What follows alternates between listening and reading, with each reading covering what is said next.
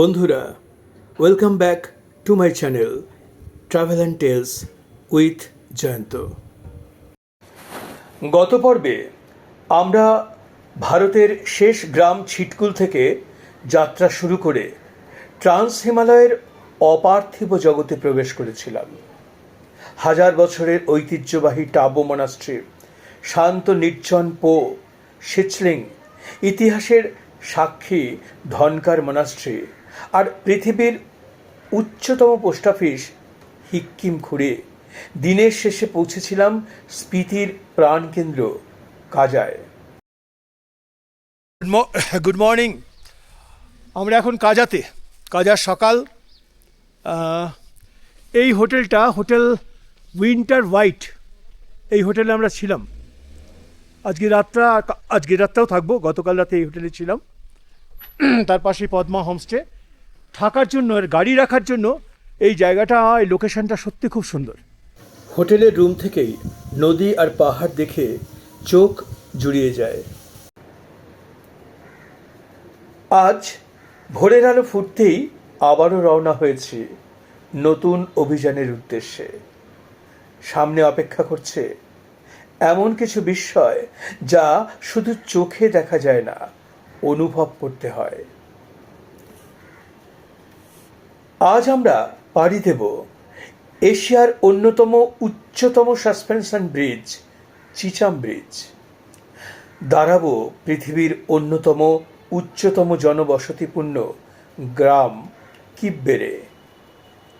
তারপর পৌঁছে যাব স্পিতির হৃদয়, প্রায় 1000 বছরের ইতিহাস বহনকারী কি মনাস্ট্রিতে, যেখানে প্রার্থনার ধ্বনি আজও পাহাড়ের নীরবতার সঙ্গে মিশে যায়। এরপর শুরু হবে ফেরার পথ, কিন্তু এই পথও সমান বিস্ময়কর। কাজা ছেড়ে আবার আমরা নামব স্পিতি নদীর উপত্যকায়। পথে ঘুরে দেখব রহস্যে মোড়া গুয়ে মনাস্ট্রি, যেখানে 5 শতাব্দীরও বেশি সময় ধরে প্রাকৃতিকগতভাবে সংরক্ষিত রয়েছে এক বৌদ্ধ ভিক্ষুর মমি। ইতিহাস, আধ্যাত্মিকতা আর বিজ্ঞানের এক অনন্য মিলনস্থল। দিনের শেষ আলোয় আমরা পৌঁছে যাব কল্পায়। সেখান থেকে খুব কাছেই মাথা উঁচু করে দাঁড়িয়ে থাকবে মহিমান্বিত কিন্নর কৈলাস। যদি আকাশ পরিষ্কার থাকে তাহলে সূর্যাস্তের রঙে রাঙানো তুষার শৃঙ্গ আর চাঁদের আলোয় আলোকিত পর্বতমালা আমাদের এই দিনের সবচেয়ে সুন্দর উপহার হয়ে থাকবে। আজকের যাত্রায় থাকবে রোমাঞ্চকর পাহাড়ি রাস্তা, হাজার বছরের ইতিহাস, বৌদ্ধ সংস্কৃতির অনন্য ঐতিহ্য আর হিমালয়ের এমন সব দৃশ্য যা ভাষায় নয়, শুধু অনুভবে ধরা যায়। তাহলে চলুন, আর দেরি নয়, কাজার সকালকে সঙ্গী করে শুরু করি স্পিতি কিন্নর অভিযানের আরেকটি অবিস্মরণীয় অধ্যায়।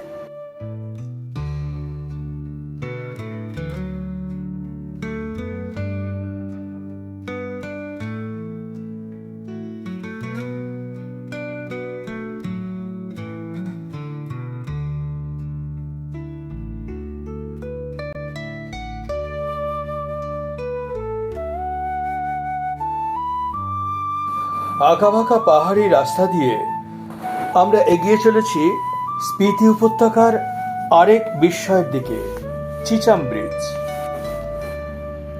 পাহাড়ি রাস্তার প্রতি বাঁক যেন নতুন নতুন দৃশ্যের জন্ম দেয়।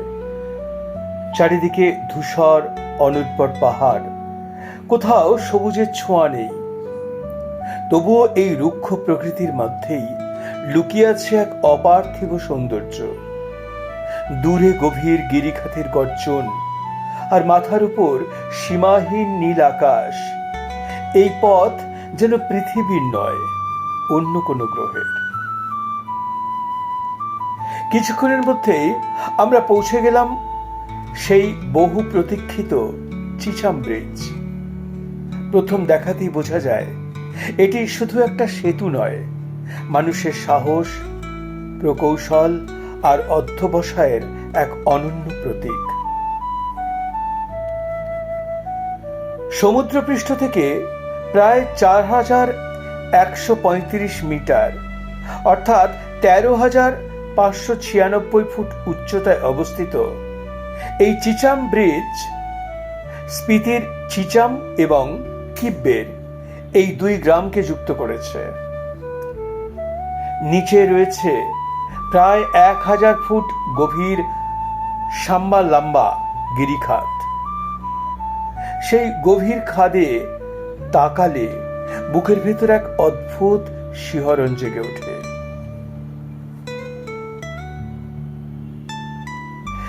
আজ যে পথ দিয়ে আমরা গাড়ি চালিয়ে এসেছি, কয়েক বছর আগেও এই যাত্রা এত সহজ ছিল না। তখন স্থানীয় মানুষদের গভীর গিরিখাত পার হতে হতো একটা দড়ির ঝুলন্ত ট্রলি, স্থানীয় ভাষায় ঝুলা ব্যবহার করে। বরফ, প্রবল বাতাস কিংবা বৃষ্টির মধ্যেও এটাই ছিল তাদের একমাত্র ভরসা। ২০১৭ সালে এই আধুনিক সাসপেনশন ব্রিজ নির্মিত হওয়ার পর বদলে যায় পুরো অঞ্চলের জীবন। আজ স্কুলের ছাত্রছাত্রী, কৃষক, পর্যটক, এমনকি জরুরি চিকিৎসা পরিষেবাও অনেক সহজে পৌঁছে যেতে পারে এক গ্রাম থেকে অন্য গ্রামে। একটি সেতু শুধু দুই পাহাড়কে নয়, মানুষের জীবনকেও অনেক বদলে দিয়েছে। চিচাম ব্রিজের উপর দাঁড়িয়ে চারিদিক তাকালে মনে হয় প্রকৃতি এখানে তার সমস্ত শক্তি আর সৌন্দর্য একসঙ্গে মেলে ধরেছে। চিচামে খানিকক্ষণ কাটিয়ে আমরা রওনা দিলাম কিব্বের গ্রামের পথে। চিচাম ব্রিজ পেরিয়ে আমরা পৌঁছে গেলাম স্পিতি উপত্যকার অন্যতম বিস্ময় কিব্বের গ্রামে। প্রথম দর্শনেই চোখে পড়ে পাহাড়ের ঢালে সারি সারি সাদা রঙের বাড়ি। দূর থেকে মনে হয় যেন ধূসর পাথরের ক্যানভাসে কেউ সযত্নে সাদা তুলির আঁচড় এঁকে দিয়েছে। চারিদিকে রুক্ষ অনাবাদি পাহাড়, অথচ এই কঠিন প্রকৃতির মাঝেও মানুষ শতাব্দীর পর শতাব্দী ধরে গড়ে তুলেছে এক উষ্ণ প্রাণবন্ত জনপদ। তাসিগাঙে তোমার মানে তাসিগাঙে অ্যাকচুয়ালি ওটা ওয়ার্ল্ডস হাইয়েস্ট পুলিং বুথ আছে ওখানে। আর ওটা একমাত্র শুধু মানে মেন যে important all over India vote হয় তখনই ওটা ওখানে ওদেরকে কাউন্ট করা হয়। আর অনলি 40 পিপল আর देयर। আচ্ছা, আমাদের থেকে 23 মেল আর 17 ফিমেল উইথ বাচ্চা কাচ্চা। আচ্ছা আচ্ছা আচ্ছা। এই গ্রামটি আরো একটা কারণে বিখ্যাত। কিব্বের হলো কিব্বের ওয়াইল্ড লাইফ স্যাংচুয়ারির প্রবেশদ্বার। প্রায় ২,২০০ বর্গ কিলোমিটার এলাকা জুড়ে বিস্তৃত এই সংরক্ষিত অঞ্চলে বাস করে বিশ্বের অন্যতম দুর্লভ শিকারী প্রাণী স্নো লেপার্ড বা তুষার চিতা। পাশাপাশি এখানে দেখা যায় ibex, blue sheep, Himalayan wolf, red fox এবং নানান প্রজাতির পাখি। কিব্বের গ্রামের নিস্তব্ধতা পেছনে ফেলে আমরা এবার এগিয়ে চললাম স্পিতি উপত্যকার সবচেয়ে পরিচিত এবং সবচেয়ে আইকনিক কি মনাস্ট্রির দিকে। দূর থেকেই পাহাড়ের গায়ে ধাপে ধাপে উঠে যাওয়া সাদা ভবনগুলোর দিকে তাকালে মনে হয় যেন কোনো শিল্পী বিশাল এক পর্বতের ক্যানভাসে তুলির টান এঁকে দিয়েছেন এই অসাধারণ স্থাপত্য। সমুদ্রপৃষ্ঠ থেকে প্রায় ৪,১৬৬ মিটার অর্থাৎ ১৩,৬৬৮ ফুট উচ্চতায় অবস্থিত কি মনাস্ট্রি শুধু স্পিতির বৃহত্তম বৌদ্ধ মঠই নয়, এটি এই অঞ্চলের আধ্যাত্মিক, সাংস্কৃতিক এবং শিক্ষার অন্যতম প্রধান কেন্দ্র। প্রায় ১,০০০ বছরেরও বেশি ইতিহাস বহন করে চলেছে এই মনাস্ট্রি। একাদশ শতাব্দীতে বিখ্যাত বৌদ্ধ আচার্য রিনচেন জাংপো তার সময়ে সূচনা হয়েছিল বলে মনে করা হয়। তবে আজ যে রূপে আমরা মনাস্ট্রিটাকে দেখছি তা বহু শতাব্দীর নির্মাণ, পুনর্নির্মাণ এবং সংস্কারের ফল। ইতিহাসের পথ চলায় বহুবার এই মনাস্ট্রি ধ্বংসের মুখে পড়েছে। মঙ্গল আক্রমণ, ভূমিকম্প, অগ্নিকাণ্ড, একাধিক দুর্যোগের আঘাত সহ্য করেও কি মনাস্ট্রি বারবার নতুন করে দাঁড়িয়েছে। তাই এটি শুধু একটা ধর্মীয় প্রতিষ্ঠান নয়, এটি মানুষের অদম্য ইচ্ছাশক্তি ও বিশ্বাসের প্রতীক। এখানে শতাধিক বৌদ্ধ ভিক্ষু বাস করেন। ছোট ছোট শিক্ষানবিশ সন্ন্যাসীরা প্রতিদিন ধর্মীয় শিক্ষা, দর্শন, তিব্বতী ভাষা এবং প্রাচীন বৌদ্ধ গ্রন্থ অধ্যয়ন করে। তাদের নিয়মতান্ত্রিক জীবন, সরলতা এবং শৃঙ্খলা এই কঠিন পরিবেশেও এক অনন্য শান্তির বার্তা বহন করে। এই আর একটা মন্দির আছে যেখানে এরকম এইভাবে সুড়ঙ্গের মধ্যে দিয়ে যেতে হচ্ছে। ওইখানেও একটা আছে, ওইখানে একটা।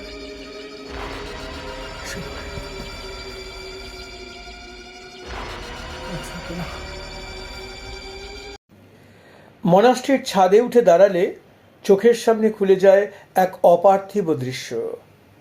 নিচে সর্পিল গতিতে বয়ে চলেছে স্পিতি নদী, দূরে ধূসর পাহাড়ের অসংখ্য স্তর, আর তার উপরে গভীর নীল আকাশ। এই দৃশ্য যেন একই সঙ্গে কঠোর এবং কোমল, রুক্ষ অথচ মোহময়। কি মনাস্ট্রি শুধু পর্যটকদের জন্য নয়, গবেষক, আলোকচিত্রী এবং আধ্যাত্মিকতার সন্ধানীদের কাছেও এক বিশেষ আকর্ষণের কেন্দ্র। প্রতি বছর গ্রীষ্মকালে অনুষ্ঠিত হয় বিখ্যাত চাম উৎসব, যেখানে মুখোশ পরে ভিক্ষুরা ঐতিহ্যবাহী নৃত্যের মাধ্যমে শুভ শক্তির জয় এবং অশুভ শক্তির পরাজয়ের প্রতীকী কাহিনী তুলে ধরেন। তাই এই উৎসব শুধু একটা ধর্মীয় অনুষ্ঠান নয়, এটি স্পিতির মানুষের সংস্কৃতি, বিশ্বাস এবং সামাজিক ঐক্যের প্রতিচ্ছবি। ভালো, আচ্ছা বাঙালি থোড়া থোড়া বলতে। আচ্ছা, চুপি চুপি একটা কথা বলে রাখি, এই লোকাল সুইটস টেস্ট করার পর আমার অন্নপ্রাশনের ভাত বেরিয়ে আসার উপক্রম হয়েছিল, আর অতি কষ্টে সেটা গলাধঃকরণ করে তবেই মুক্তি পেয়েছিলাম। কি মনাস্ট্রি থেকে নেমে এসে পার্কিং সংলগ্ন নরিয়াং রেস্টুরেন্টে খেতে ঢুকলাম।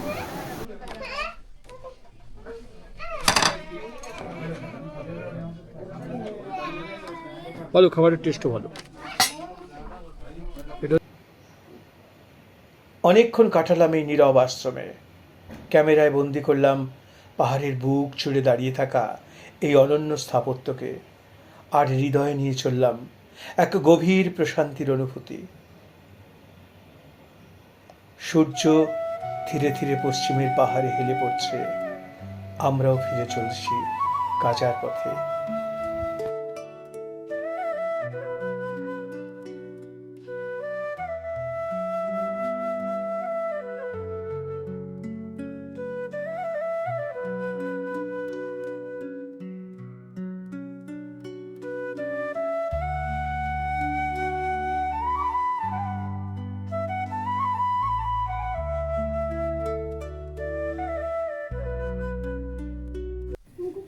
আজ 30শে মে, ভোরের আলো ফুটতেই আমরা কাজা ছেড়ে কলপার পথে যাওয়ার প্রস্তুতি নিতে শুরু করলাম।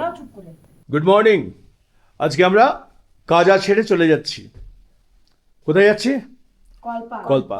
মোটামুটি এবার আমরা বেরিয়ে পড়ছি শিব ঠাকুরের দেশে, কল্পাতে চলে যাচ্ছি। সামনে এক গাড়ি আসছে, আমাদেরকে সাইড দিয়ে এইভাবে দাঁড়াতে হবে, আদারওয়াইজ কেউ পার হতে পারবে না।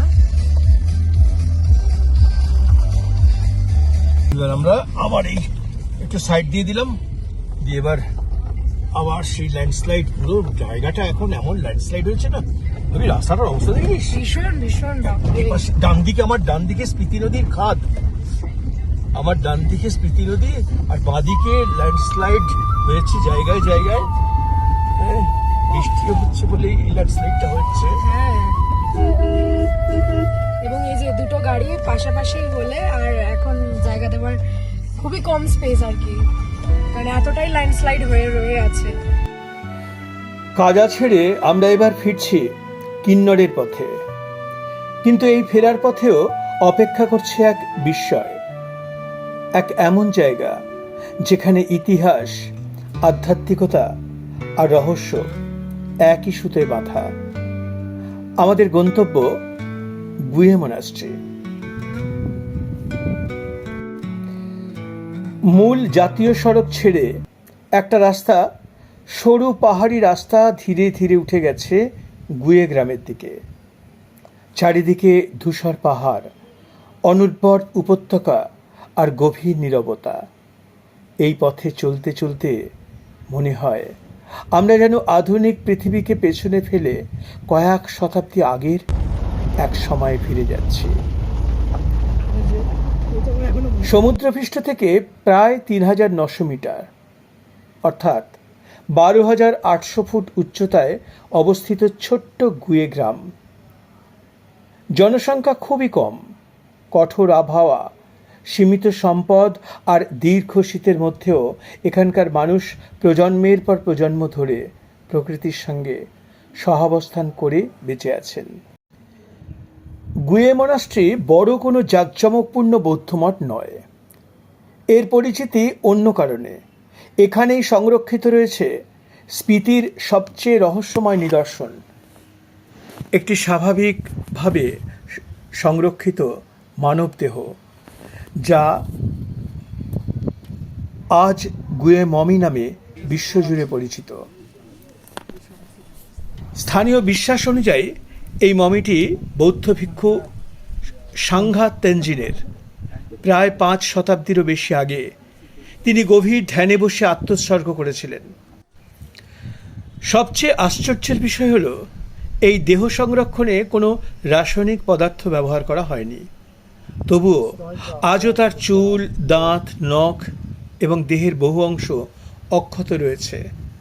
বিজ্ঞানীরা মনে করেন স্পিতির অত্যন্ত শুষ্ক জলবায়ু, কম আর্দ্রতা এবং দীর্ঘ শীত এই স্বাভাবিক সংরক্ষণে গুরুত্বপূর্ণ ভূমিকা রেখেছে।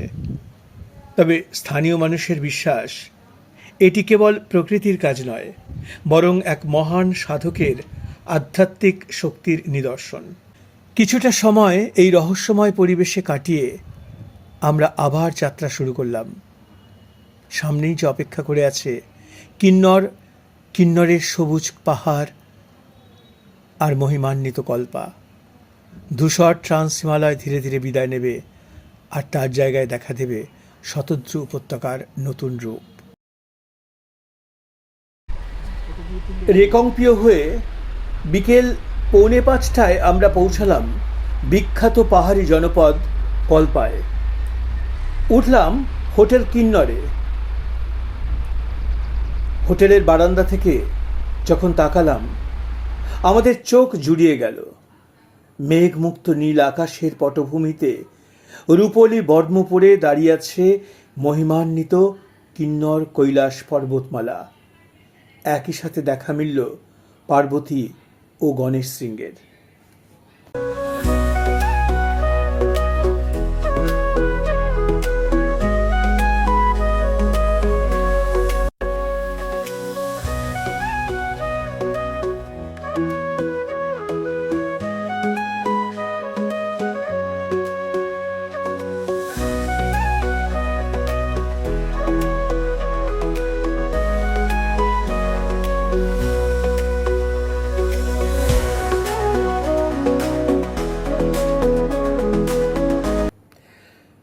এক সময় সন্ধ্যা নামল কল্পার বুকে।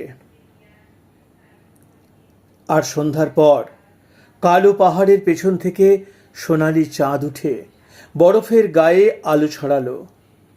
প্রকৃতির সেই নীরব নাট্যমঞ্চের যে রূপ প্রত্যক্ষ করলাম আমরা দু চোখ ভরে, তা ভাষায় প্রকাশ করা অসম্ভব।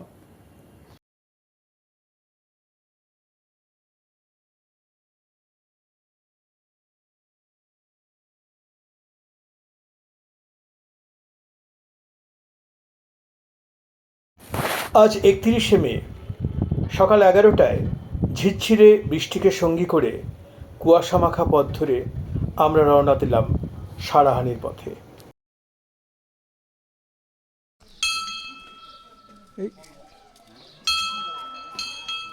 এই হচ্ছে আমরা সারাহান ভীমা কালী মন্দিরে হাজির হয়েছি। এটা হচ্ছে এই মূল মন্দির, জুতো খুলে মন্দিরে ঢুকতে হবে। এই হচ্ছে সারাহান মূল মন্দির। ভেতরে ফটো তুলতে দেওয়া বারণ, photography videography strictly restricted and prohibited. সেই কারণে আমরা ভেতরের ছবি আর কিছু দেখাতে পারলাম না। আমি আর গোপা ভেতরটা ঘুরে এসেছি, ভীষণ সুন্দর। আর এই হচ্ছে মূল মন্দির। প্রায় 8000 ফুট উচ্চতায় অবস্থিত এই ভীমাকালী মন্দির হিন্দু ধর্মের 51টি শক্তিপীঠের অন্যতম। স্থানীয় মতে এখানে দেবী সতীর বাম কর্ণ পড়েছিল। মন্দিরটির স্থাপত্যশৈল অত্যন্ত সুন্দর, এক কথায় অনন্য, অসাধারণ, যা হিমাচলের ঐতিহ্যবাহী কাঠকুনি শৈলীর নিদর্শন। পাথর ও কাঠের অলঙ্কৃত এই গাঁথনি শতাব্দীর পর শতাব্দী ধরে বড় বড় ভূমিকম্পের ধাক্কাও অনায়াসে সহ্য করে আজও দাঁড়িয়ে আছে। 4:45 সারাহান থেকে রওনা দিয়ে একের পর এক পাহাড়ি বাঁক পেরিয়ে রাত 1টায় আমরা হাজির হলাম জিরাকপুর। সেলফ ড্রাইভে প্রায় 5000 কিলোমিটার পথ পরিক্রমা শেষে 2 তারিখ রাত্রে বাড়ি ফিরেছিলাম আমরা।